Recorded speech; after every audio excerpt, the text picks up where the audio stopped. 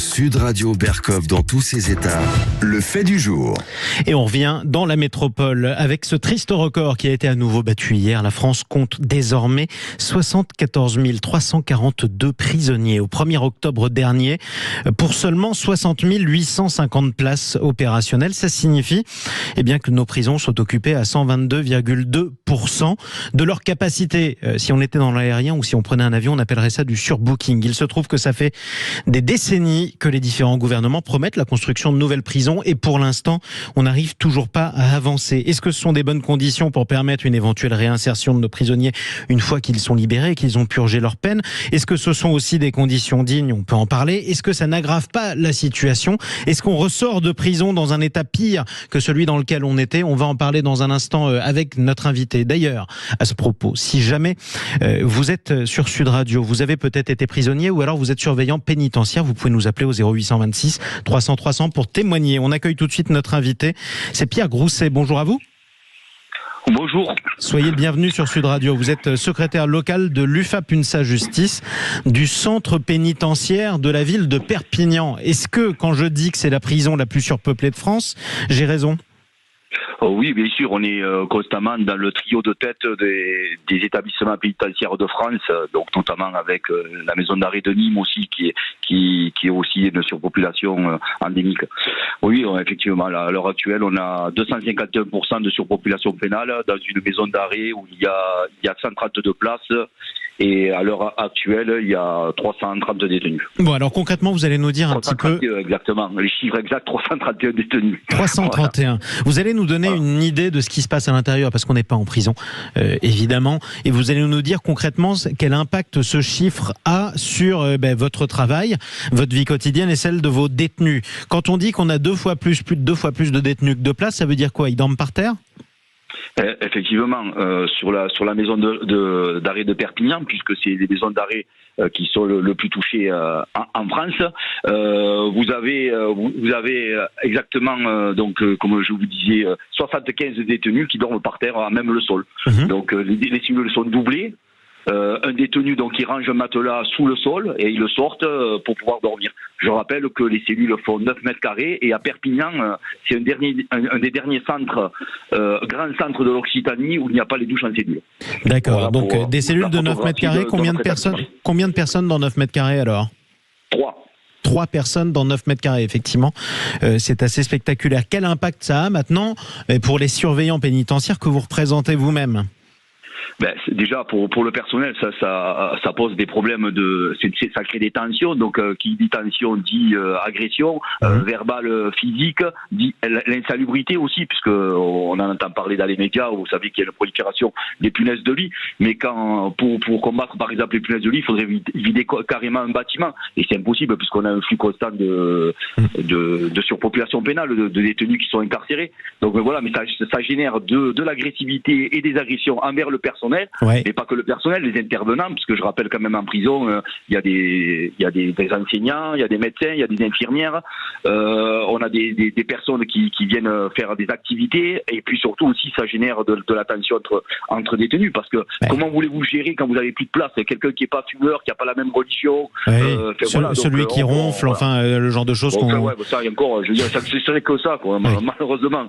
Mais bon, non, vous imaginez, non, c'est un problème, on n'arrive plus à gérer, on n'a pas assez de cellules, on n'a plus à gérer. Alors, vous nous parlez d'incidents, vous nous parlez d'agression. Concrètement, est-ce que vous pouvez nous décrire l'incident typique ou l'agression typique? Ça se déroule comment et ça démarre comment?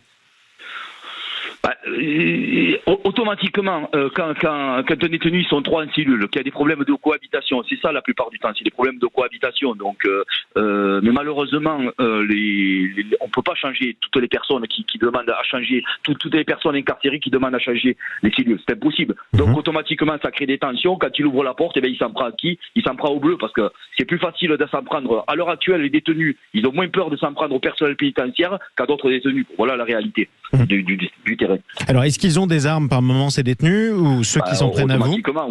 Automatiquement, ils fabriquent des armes. Ils les fabriquent comment? ils peuvent les fabriquer avec des bouts de bois taillés, ils peuvent les fabriquer avec des fourchettes, avec des couteaux de cantine. Mais je vous rappelle aussi qu'il y a notre fléau maintenant, c'est les drones. Donc avec les drones, il peut y avoir des couteaux en céramique détectables au détecteur de métaux, puisqu'en plus on a eu la bonne idée d'arrêter les fouilles à corps en France, pour se conformer aux normes européennes. Voilà. Alors expliquez-nous ce que vous venez de nous expliquer malgré tout. Qu'est-ce que ça veut dire on a arrêté les fouilles au corps ? Les fouilles à corps, en fait, c'est les fouilles intégrales. Vous savez que avant, tous les détenus qui étaient en contact avec l'extérieur étaient fouillés. Quand il y avait une suspicion, de par exemple, de passage à l'acte ou de détenus qu'on savait dangereux, on faisait automatiquement une fouille intégrale. Donc maintenant, ça voulait dire qu'on le mettait à nu concrètement et qu'on le fouillait complètement. Pour des raisons de sécurité. Donc on continue à le faire, mais on peut plus le faire systématiquement. Voilà. Donc avec le nombre d'individus qu'il y a, voilà, c'est une mesure de sécurité qui n'est plus opérationnelle. Voilà, par exemple au parloir, vous pouvez pas fouiller tous les détenus. Alors pourtant ils sont en contact avec la population pénale et qu'on saisit régulièrement de la viande, de l'alcool, des portables, voilà. Mais bon, on peut pas fouiller tout le monde, donc le trafic continue. Bon, je parle même pas des drones, mais les drones, ils arrivent directement à la fenêtre. Alors parfois d'ailleurs, vous parliez des portables. Je vais quand même vous faire écouter ce qu'on a pu découvrir avec des yeux écarquillés en regardant les réseaux sociaux et notamment TikTok. Vous avez certains détenus qui se filment et qui font même des recettes de cuisine. Là, on avait l'impression d'être sur Marmiton, le célèbre site, mais c'était dans l'une de vos prisons. Écoutez ça. C'est pas rigolo, mais oui, mais tout à fait. Écoutez ça justement, on va vous le faire écouter. Bon, excusez-moi. Cette vidéo, c'est pour mes taulards, rien que pour mes taulards. Je vais vous montrer 2 petites astuces qui vont changer toute votre détention. Tu prends un coupe-ongle, tu coupes la grille de ton ventilo comme ceci. Tu prends l'intérieur de ta grille et tu le poses sur ta plaque. Grâce à ça, tes gâteaux vont arrêter d'être cramés en bas. Deuxième astuce, avec le reste de la grille, t'enroules ta fourchette que tu vas par la suite ajouter à ton ventilo. Ça te fait un super batteur électrique de nouvelle génération. On va tester ça tout de suite et partir sur un gâteau. Et après, il fait un gâteau. Alors, c'est un moelleux au Nutella. C'est probablement une faute de goût, mais on n'en est plus là. Et ça vous fait rire ? Entre nous, il fait un gâteau, il fait un moelleux au Nutella. Bon, ok, mais moi, ce qui me pose problème, c'est que les armes circulent à détention. Voilà, c'est ça, parce que et je parle pas uniquement de la sécurité personnelle. Je suis représentant du personnel. Bien sûr. Dans des bagarres, les trafics, vous savez. C'est dangereux pour les détenus aussi, évidemment. Bien sûr, voilà. Donc voilà, je vous propose de rester avec nous, Pierre Grousset, puisqu'on va accueillir Bruno au 0826 300 300. C'est un de vos collègues. Bruno, bonjour à vous. Oui, bonjour à tous. Fidèle auditeur de Sud Radio, surveillant pénitentiaire, mais du côté de Béziers. D'abord, vous êtes surpeuplé aussi ? Enfin, votre centre pénitentiaire est surpeuplé à Béziers ? Oui, on a une capacité approximative d'un peu moins de 900 personnes. Et bon, ça change tous les jours, parce que comme ça rentre, ça sort. On est à peu près entre 1150 et 1200 écrous. Donc vous subissez vous-même le surcroît de tension qui était décrit par Pierre Grousset ?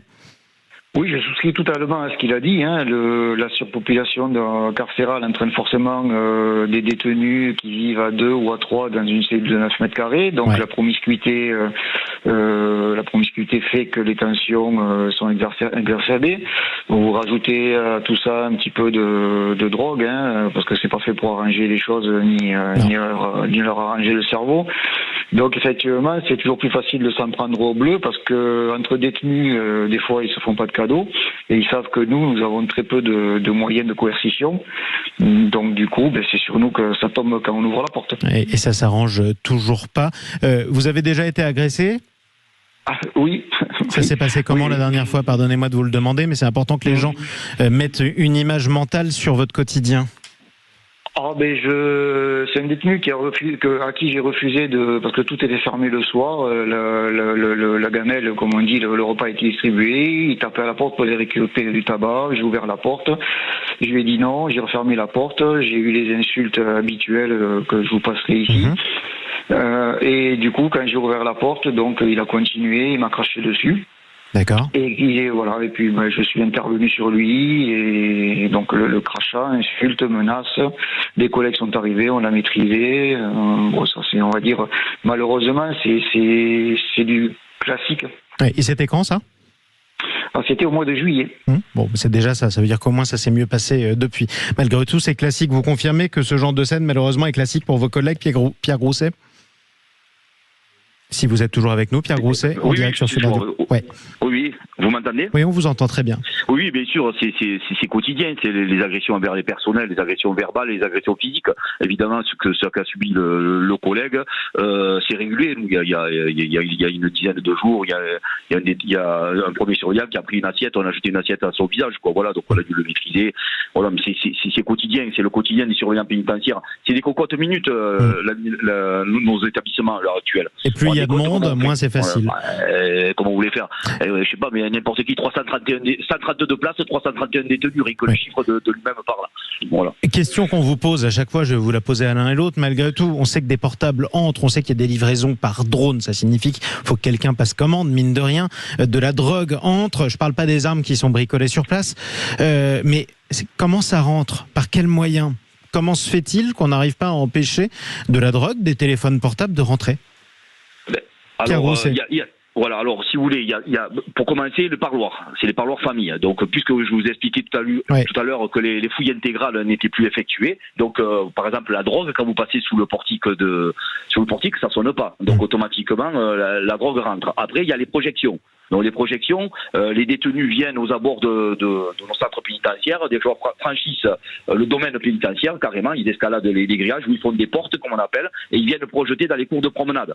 Le problème c'est que les projections sont tellement nombreuses que vous ne pouvez pas fouiller tout le monde. Ils le cachent, ils l'enterrent et après ils le remontent en cellule. Et puis maintenant, on a le phénomène des drones. Et comme notre administration est toujours en retard d'une guerre, on n'a toujours pas les antennes anti-drogue qui les brouilleraient, qui permettrait de nous protéger de ce fléau. Parce que là, maintenant, nous, on n'a plus de projection pratiquement. Si on n'a plus de projection, c'est que ça rentre autre part.